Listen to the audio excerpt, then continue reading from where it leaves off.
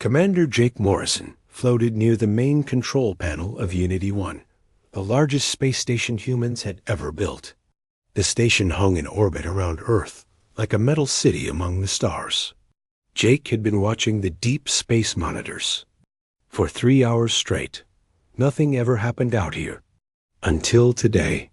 "Sir, I'm getting something weird," said Lieutenant Amy Torres from her seat at the communications desk. She wore the blue uniform of Earth Space Command and had been Jake's communications officer for 2 years. Her dark eyes were fixed on the screen in front of her. Jake pushed himself over to her station. In zero gravity, movement took practice. "What kind of weird?" "It's a signal from deep space. But it's not random noise or natural radiation. This is structured, like someone is trying to talk to us." Amy's fingers moved across her controls. "Sir, I think someone is actually trying to talk to us." The main screen lit up with wave patterns and data streams. Jake had seen thousands of space signals before. Solar flares, dying stars, cosmic background radiation. This looked different. This looked planned. "Run it through the translation computers," Jake said. His heart was beating faster now. Humans had been looking for signs of alien life for hundreds of years. They had found bacteria on Mars and ice on distant moons. But never this. Never a message. The computer worked for 10 minutes. Then words appeared on the screen. English words. "Greetings to the newly spacefaring species of the third planet. We are representatives of the Galactic Council. We wish to speak with your leaders about your integration into civilized galactic society." Amy looked up at Jake. "Sir, what do we do?" Jake read the message 3 more times. The words seemed friendly enough. But something felt wrong. The phrase "newly spacefaring species" bothered him. It sounded like how adults talk to children. "Send this to Earth Command immediately," Jake said. "Priority 1, and keep monitoring. If they sent one message, they might send more." On Earth, President Lisa Hampton was in her office when the message arrived. She was a tall woman with gray hair who had led the country for 6 years. She had dealt with wars, natural disasters, and economic problems. But never this. Dr. Ben Crawford sat across from her desk. He was her chief science advisor and one of the smartest people she knew. He had thick glasses and always looked like he was thinking about something important. "What do you think, Ben?" President Hampton asked. Dr. Crawford looked at the printed message. "The language is interesting. They use the word civilized to describe galactic society. That suggests they think we are not civilized. They also say integration rather than cooperation or alliance. That's concerning." Before the president could respond, her assistant rushed in. "Mom, you need to see this." "They're here." The president and Dr. Crawford hurried to the situation room. The main screen showed images from telescopes around the world. Massive ships hung in space near Earth's moon. The ships were beautiful and terrifying. They looked like crystal cities with lights that pulsed like heartbeats. Each ship was bigger than anything humans had ever built. "How many?" President Hampton asked. 12 large ships that we can see," said General Chris Parker, who ran Earth's military. "There might be more we can't detect yet." Another message came from the aliens. This time it included images. The creatures looked somewhat like humans, but taller and thinner. Their skin was pale blue, and their eyes were large and black.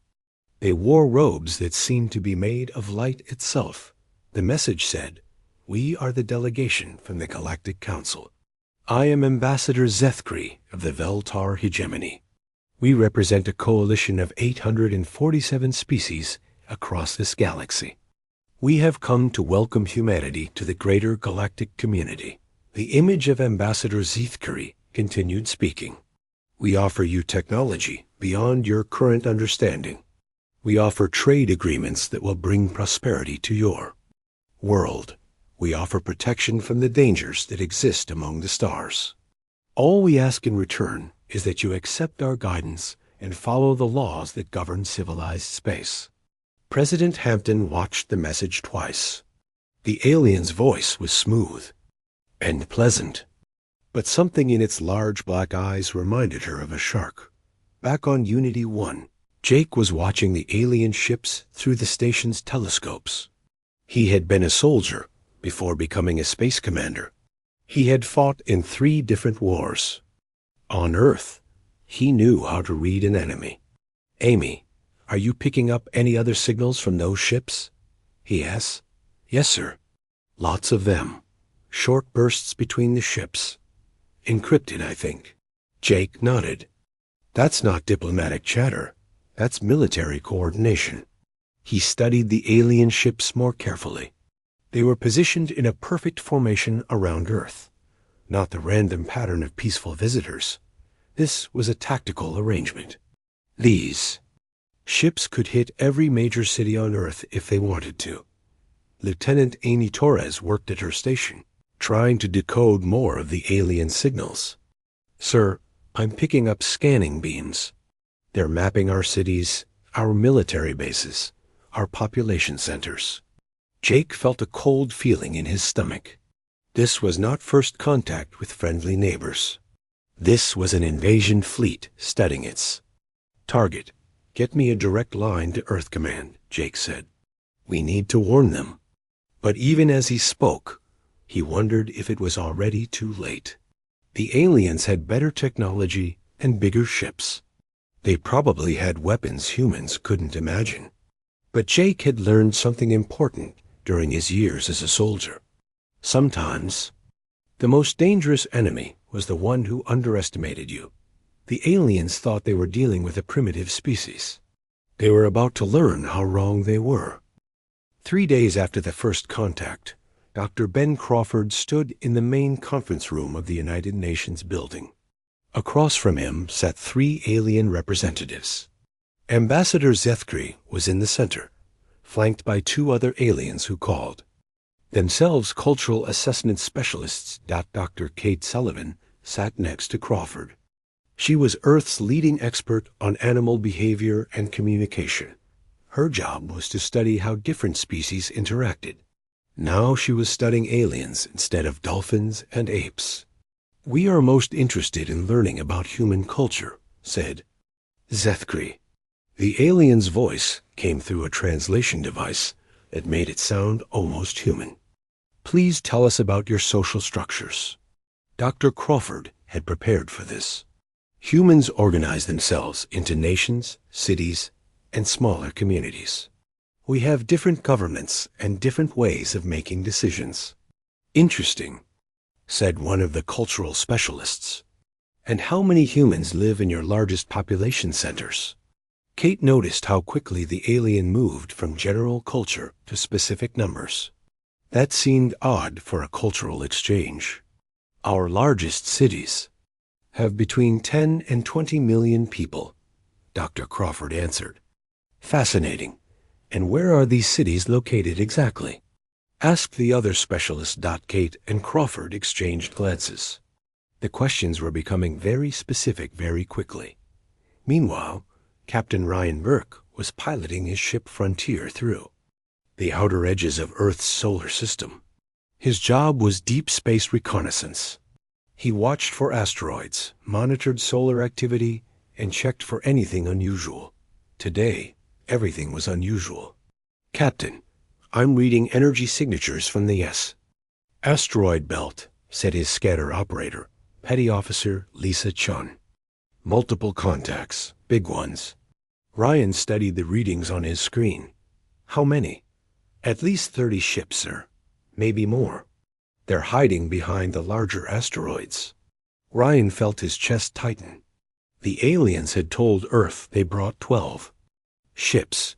Now his scanner showed at least 30 more hiding in the asteroid belt. That was not the behavior of peaceful visitors. Continue scanning.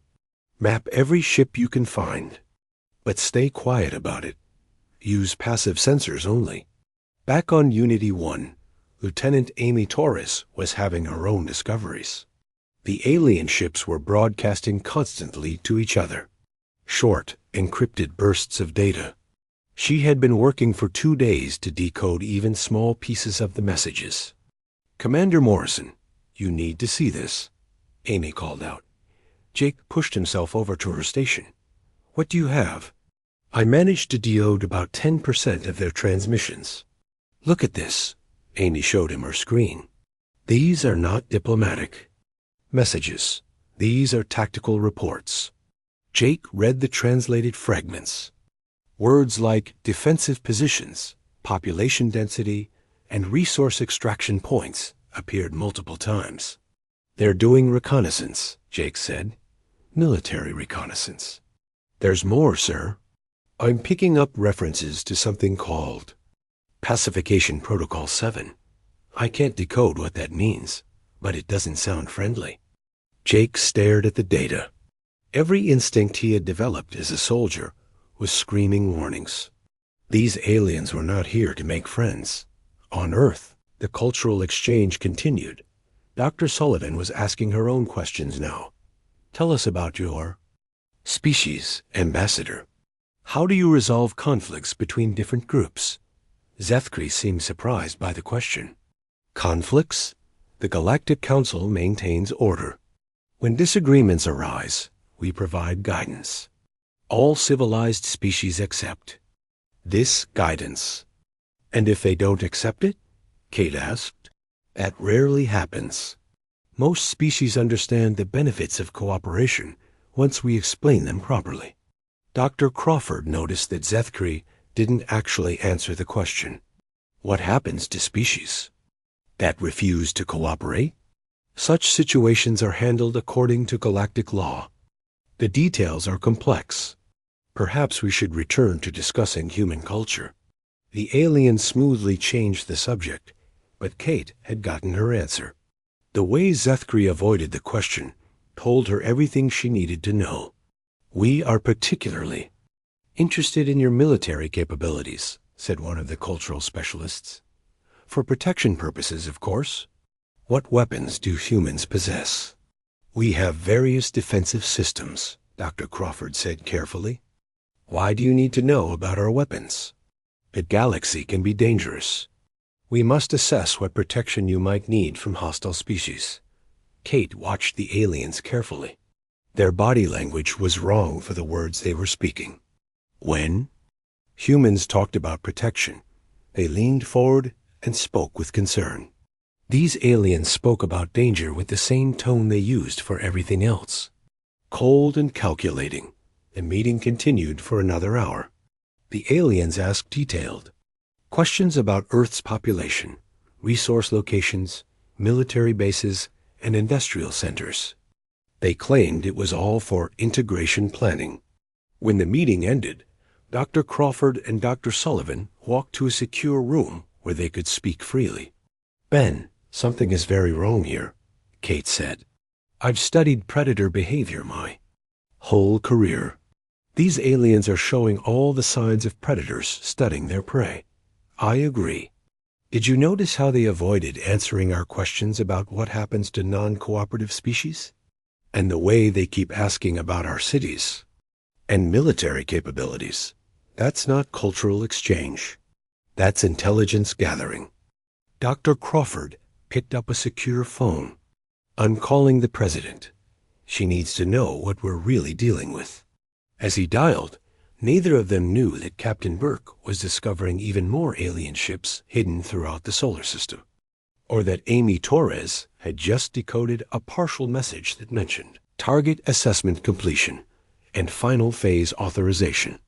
The aliens had been very careful to appear peaceful and benevolent, but they had underestimated human intuition.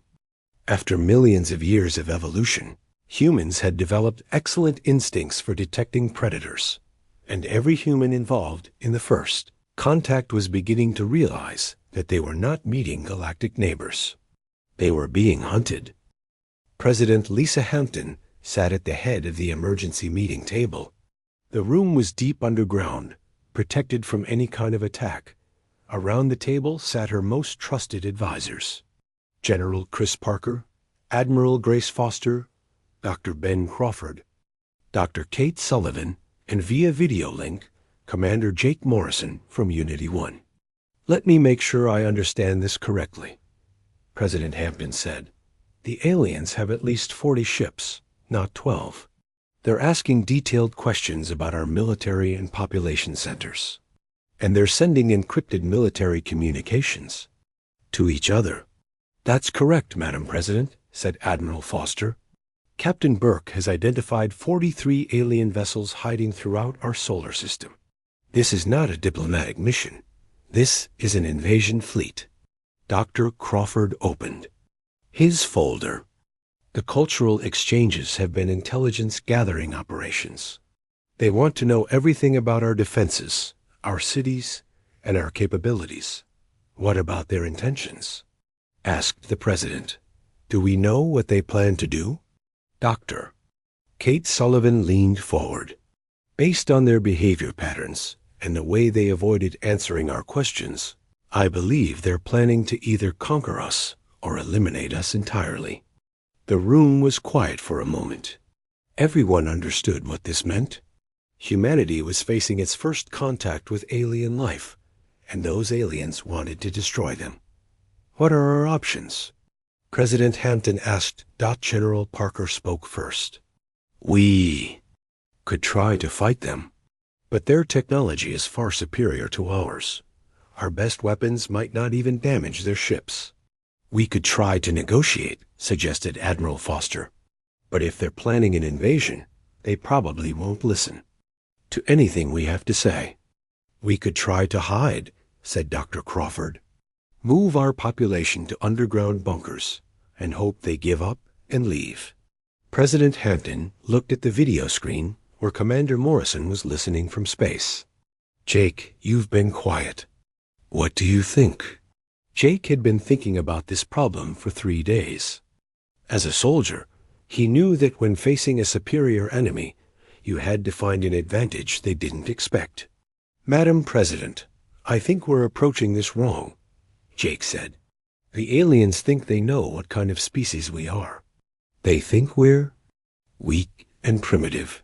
What if we showed them exactly what kind of species we really are?" "What do you mean?" asked Dr. Sullivan. "They want to learn about human culture and history. Let's give them exactly what they want. But let's give them the complete truth. All of it." Admiral Foster looked confused. "I don't understand. How does telling them about our history help us?" Jake's face was serious on the screen.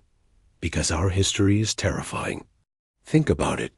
We're a species that survived ice ages, plagues, asteroid impacts, and massive volcanic eruptions. We've fought wars that killed millions of people. We've created weapons that can destroy our entire planet. We've turned survival into an art form." Dr. Crawford started to understand. "You want to scare them." "Not scare them," Jake said. "Educate them. They're studying us like we're some peaceful herbivore species. They need to understand that they're actually looking at apex predators who have been fighting for survival for millions of years." President Hampton was quiet for a long moment. Then she smiled. "That's actually brilliant. They want to assess us? Let's give them a complete assessment. But will it work?" asked General Parker. "Even if we frighten them, they still have superior technology." "Maybe," said Jake. "But I've learned something in my years as a soldier. Sometimes the most dangerous enemy is the one you underestimate. If we can make them realize they've underestimated us, they might decide we're too dangerous to attack." Dr. Sullivan was already thinking about how this could work. "We could prepare a comprehensive data package. Everything about human evolution, human warfare, human survival capabilities. Include our weapons," said Admiral Foster. "Show them that we've developed the ability to destroy our own planet multiple times over. And our history of warfare," added General Parker. "Show them that we've been fighting continuously for thousands of years." Dr. Crawford nodded. I can prepare the scientific data. Human adaptation capabilities, our spread across the planet despite hostile environments, our population growth despite catastrophes. President Hampton made her decision. Do it. Prepare everything. When Ambassador Zethkri comes for our next meeting, we're going to give him exactly what he asked for. Complete honesty about the human species. The team worked through the night. Dr. Sullivan compiled data about human evolution and survival instincts. She included information about how humans had hunted animals much larger and stronger than themselves, how they had developed persistence, hunting, chasing prey for days until the animals collapsed from exhaustion. Dr. Crawford gathered scientific data about human adaptability. Humans lived in every environment on Earth, from frozen Arctic regions to burning deserts. They survived in places that killed most other species. General Parker and Admiral Foster compiled military history. Every major war, every weapon development, every innovation in the art of killing. They included casualty numbers that would shock any peaceful species. Commander Morrison contributed analysis of human psychology, how humans responded to threats not with submission, but with increased aggression, how the more dangerous a situation became, the more creative and vicious humans became in response. As dawn broke over Earth, the data package was complete. It contained 10,000 years of human history. Every war, every disaster, every technological breakthrough, every display of human stubbornness and refusal to give up. President Hampton reviewed the final compilation. Page after page of evidence that humanity was not a gentle species ready for peaceful integration. They were survivors who had climbed to the top of their planet's food chain through intelligence, violence, and an absolute refusal to be defeated. This should give Ambassador Zethkri something to think about, she said. Dr. Kate Sullivan looked at the data package. You know, if I were an alien species looking at this information, I think I would run. That's exactly what we're hoping. 4, said President Hampton. The next meeting with the aliens was scheduled for that afternoon. Humanity was about to give the Galactic Council a lesson they would never forget. Ambassador Zethkri entered the conference room with his 2 cultural specialists.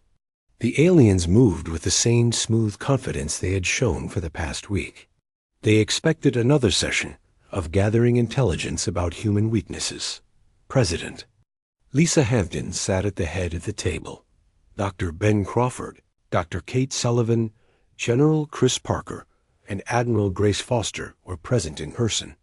Commander Jake Morrison appeared on the main screen from Unity 1. Welcome, Ambassador, President Hampton said with a calm smile. We have prepared the comprehensive cultural information you requested. We thought it was important that you understand exactly what kind of species you're dealing with. Zethkri settled into his chair. Excellent. We are eager to learn more about human civilization. Before we begin, President Hampton said, we should mention that we know about your additional ships hiding in the asteroid belt and outer system. Captain Burke has been tracking them for several days now. The 3 aliens went very still. The cultural specialists exchanged quick glances. We also know that your communications are military in nature, not diplomatic, continued the President. Lieutenant Torres has been decoding your transmissions. We understand that this is not a cultural exchange. This is a target assessment. Ambassador Zethkri's large black eyes seemed to grow even larger. I'm not sure what you mean. Oh, we think you understand perfectly, said President Hampton. But since you want to assess us, we thought we should give you accurate information. Dr. Crawford, would you begin? Dr. Crawford stood up and activated the main display screen. Let's start with human evolution and survival capabilities. The screen showed images of early humans hunting massive woolly mammoths with simple spears. Humans evolved as persistence hunters. We killed animals 10 times our size by chasing them until they collapsed from exhaustion. We developed the ability to run for days without stopping. The images changed to show humans surviving in Arctic conditions, burning deserts, and high mountain ranges. We spread across every continent on our planet, including environments that would kill most other species.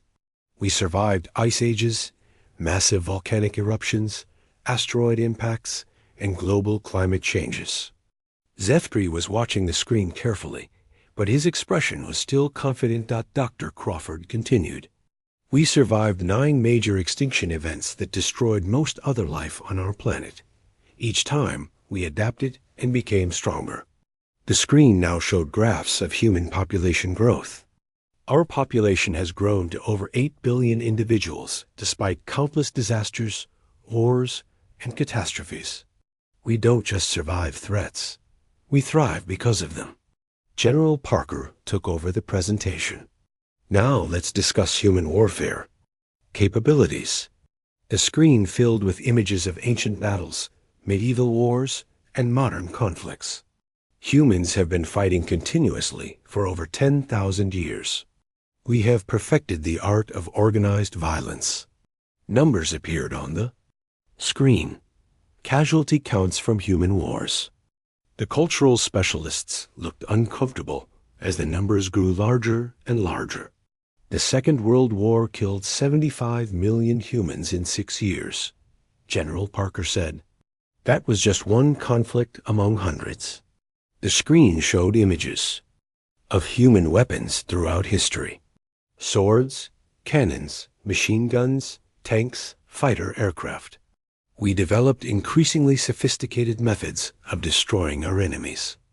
Then came the images that made all 3 aliens sit back in their chairs. Nuclear explosions. Mushroom clouds rising over cities. We created weapons capable of destroying our entire planet, said General Parker. Multiple times over. We built enough nuclear weapons to kill every living thing on Earth several hundred times. Admiral Foster stood up next. We should also mention our space capabilities. The screen showed human spacecraft, satellites, and space stations. You assumed we were a primitive species with limited technology. But we've been monitoring galactic communications for much longer than we've admitted. Amy Torres appeared on a second screen from Unity 1. I've been analyzing your ship designs and communication systems since you arrived. We've already reverse-engineered several of your technologies.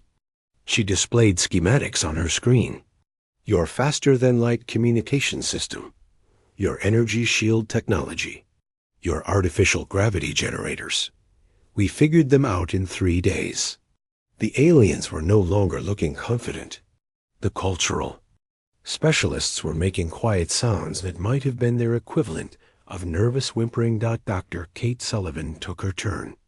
Let's discuss human psychology and behavior patterns. The screen showed studies of human behavior under stress. When threatened, humans don't submit or flee like most species. We become more aggressive and more creative in our responses to danger.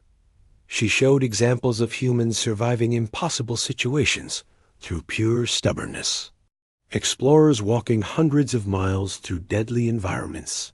Soldiers fighting against overwhelming odds. Civilians rebuilding their cities after complete destruction. We studied your species during your cultural exchanges, Dr. Sullivan said. You show classic predator behavior patterns. Unfortunately for you, you made one critical mistake. What mistake? Asked Zethkri, his voice quieter than before. You assumed we were prey animals, said Commander Jake Morrison from the screen. That was your first and only error. Jake's face was serious as he continued. In your assessment of our species, you focused on our current technology level and assumed we were weak. You failed to assess our psychology. We're persistence hunters. Ambassador. We've spent our entire evolutionary history learning to kill things bigger and stronger than ourselves. The screen showed images of modern human cities. Millions of people living in massive urban centers. You see peaceful cities, We see 8 billion potential soldiers. Every human on this planet has the genetic memory of survival against impossible odds. President Hampton stood up. When threatened, we don't just fight back, Ambassador. We don't stop until the threat is completely eliminated. It's not strategy. It's instinct. The room was quiet for a long moment. Ambassador Zethkri and his specialists looked at each other with what could only be described as fear. "This is why we called this meeting," President Hampton said. "We wanted to give you fair warning before you proceeded with your invasion plans. You're not dealing with a primitive species ready for easy conquest." She smiled, but there was no warmth in it. "You're dealing with apex predators who have weaponized survival itself. So we thought we should offer you some friendly advice." The president leaned forward. "Run." Ambassador Zethkri stared at President Hampton for a long moment. His pale blue skin had turned even paler. The two cultural specialists beside him were making small clicking sounds that seemed to be their species' way of showing fear. "You are trying to intimidate us," Zethkri said, but his voice was not as smooth as before. "This information could be exaggerated." Dr. Kate Sullivan smiled. "Would you like us to verify any of it? We can show you our nuclear testing sites. We can demonstrate our weapons systems. We can provide archaeological evidence of every war we've ever fought. Or," said Commander Jake Morrison from the screen, "you could check with your own intelligence networks. I'm sure the Galactic Council has records of species that refused to cooperate with you in the past." Zethkri's large black eyes moved quickly between the humans in the room. "What do you mean?" "We've been monitoring galactic communications longer than you know," said Admiral Grace Foster. "We know about the Kethmori system. We know about the Veldash colonies. We know what happened to species that said no to your integration offers." The ambassador went completely still. The cultural specialists stopped making their clicking sounds. Dr. Ben Crawford opened another file. "Would you like to see what we found in your own communication records? The files about non-compliant species processing and resource reclamation. Protocols? You couldn't have accessed our secure communications," said one of the cultural specialists. Lieutenant Amy Torres appeared on another screen from Unity 1. "Actually, your encryption was interesting, but not impossible. I've been reading your real orders since day 2, including the ones about timeline requirements and the backup plan if diplomatic contact failed." Amy's screen showed decoded alien text. Phase 1, Cultural Assessment and Target Evaluation. Phase 2, Integration Proposal and Compliance Testing. Phase 3, if compliance refused, implement Pacification Protocol 7. The room was dead quiet. Even the aliens had stopped moving. Pacification Protocol 7, read Amy from her screen. Complete population reduction to manageable levels. Resource extraction to begin immediately following pacification completion. President Hampton looked directly at Ambassador Zethkri. "So when you offered us protection from galactic dangers, you were actually offering to protect us from yourselves. How generous." General Chris Parker stood up. "But here's what's really interesting. While you were studying us, we were studying you." The main screen changed to show detailed scans of the alien ships. "Your vessels are impressive, but they're designed for fighting other species like yourselves. Species that evolved on peaceful worlds with abundant resources." The scans showed weak points in the alien ship design. "Your shields are optimized for energy weapons that most galactic species use. Your hull design prioritizes speed and comfort over damage resistance." Admiral Foster took over. "You've never fought a species that uses kinetic weapons, chemical explosives, or nuclear devices. Your ships would be vulnerable to the kind of weapons humans developed when we were fighting each other." Captain Ryan Burke appeared on another screen from his reconnaissance ship. "And while you were positioning your invasion fleet, we were positioning ours." The screen showed new contacts throughout the solar system. Human ships that had been hidden using asteroid camouflage and signal dampening technology. Every human, mining operation, research station, and communications relay in this system is actually a disguised weapons platform, said Captain Merck. We've been preparing for possible alien contact for 50 years. We just didn't advertise it. Zethkri looked around the room with growing alarm. This is impossible. Your species has only had spaceflight for decades. Wrong again, said Jake Morrison. We've had secret space programs running parallel to our public ones since the 1940s. Did you really think a species paranoid enough to build weapons that could destroy their own planet wouldn't prepare for threats from space? Dr. Sullivan leaned forward. You made the same mistake that many predator species make, Ambassador. You focused on apparent strength and missed the real danger signals. She gestured to the data still showing on the screens. A species that survived this many extinction events, fought this many wars, and developed this level of technology in such a short time should have been classified as extremely dangerous. Instead, you saw primitive technology and assumed we were harmless. President Hampton stood up. So here's where we stand. You came here planning to conquer or destroy us. Instead, you've discovered that you're facing a species that has spent millions of years perfecting the art of killing anything. That threatens us. She walked closer to the aliens. Your ships are outnumbered, outgunned, and designed to fight the wrong kind of enemy. Your invasion plan is compromised because we've been reading your communications from the beginning. And now your entire fleet knows that you've been discovered. What do you want? Asked Zethkri quietly. We want you to leave. Immediately. Never. Come back. And here's the important part. We want you to tell every other species in your Galactic Council exactly what you learned here today. Dr. Crawford added, make sure they understand that humanity is not interested in joining galactic civilization if it means accepting the kind of integration you offer to other species. But, said Admiral Foster, if any species wants to approach, U.S. for genuine diplomatic contact, mutual trade, or honest cultural exchange, we're open to discussion. Just remember that we will always verify the real intentions of anyone who visits our system. Ambassador Zethkri stood up slowly. His cultural specialists were already moving toward the door. This meeting is concluded, said President Hampton. You have 1 hour to recall all your ships and leave our solar system. After that, we'll consider any alien vessel in our space to be a hostile threat. The aliens left without another word. From Unity 1, Commander Morrison watched the alien fleet gathering together in space.